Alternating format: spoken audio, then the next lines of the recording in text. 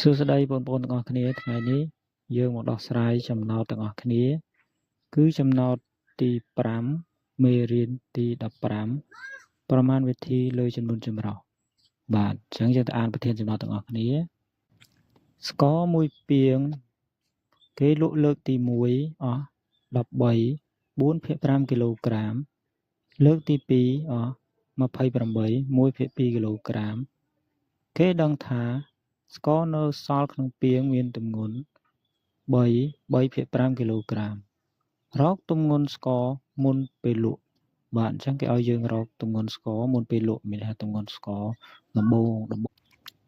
បាទយើងដោះស្រាយចំណោទទាំងអស់គ្នារកទម្ងន់ស្ករមុនពេលលក់យើងយកទម្ងន់ទាំង3មកបូកបញ្ចូលគ្នាគឺ13 4/5 បូក8 28 1/2 បូក3 3/5ជំហានទី1យើងបូកចំនួនគត់និងចំនួនគត់ហើយប្រភាគបូកនឹងប្រភាគនោះយើងបាន13បូក28បូក3បូក4/5បូក1/2បូក3/5បាទយើងដាក់វងកញ្ចក់ចំនួនគត់ម្ដុំដាក់វងកញ្ចក់ប្រភេទម្ដុំបូកផ្នែកចំនួនគត់និងចំនួនគត់បាទគឺ13បូក28បូក3ស្មើ44ហើយយើងបូកផ្នែកប្រភេទម្ដងគឺ4/5បូក1/2បូក3/5បាទការបូកប្រភេទរបស់យើងគឺមានប្រភេទរបស់យើងមានភាពបែងខុសគ្នាអញ្ចឹងយើងតម្រូវភាពបែងឲ្យដូចគ្នាសិនបាទការតម្រូវភាពបែងហ្នឹងយើងធ្វើតាមវិធីច្រើនអញ្ចឹងថ្ងៃនេះលោកគ្រូយកវិធីតាមពហុគុណរួមតូចបំផុតបាទការរកភាពបែងរួមតាមពហុគុណរួមតូចបំផុតអញ្ចឹងយើងដាក់ជាផលគុណកតាមកបាទ5យើងដាក់ស្មើ5គុណ1 2ស្មើ2គុណ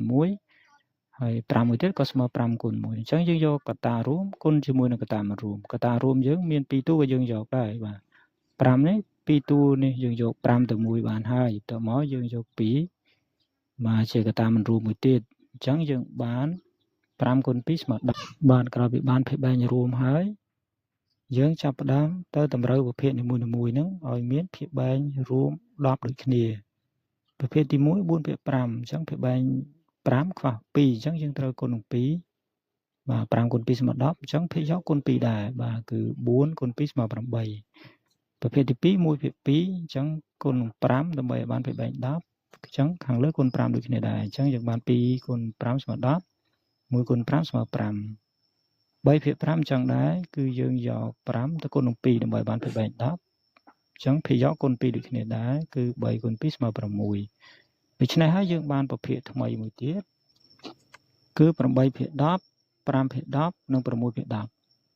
ដូច្នេះហើយយើងត្រូវយកប្រភេទថ្មីដែលយើងតម្រូវរួចនេះទៅបូកបាទគឺយើងបាន8/10បូក5/10បូក6/10បាទយើងដាក់ភាពបែងរួមទៅ11បានហើយភាពបែងរួមតមកទៀតយើងបូកភាគយកនិងភាគយកបាទ8បូក5បូក6ស្មើ19/10បាទភាពបែងយើងរក្សាទុកនៅដដែលបាទ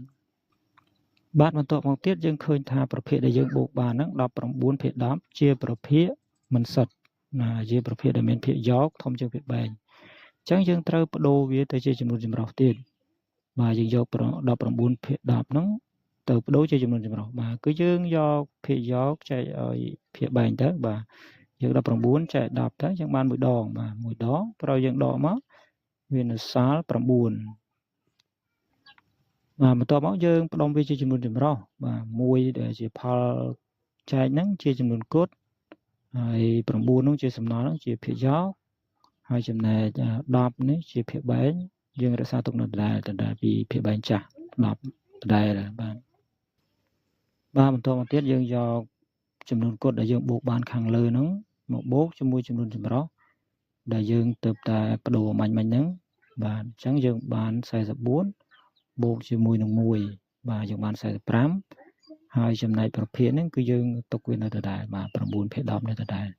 ដូច្នេះចម្លើយរបស់វាគឺ45 9/10បាទ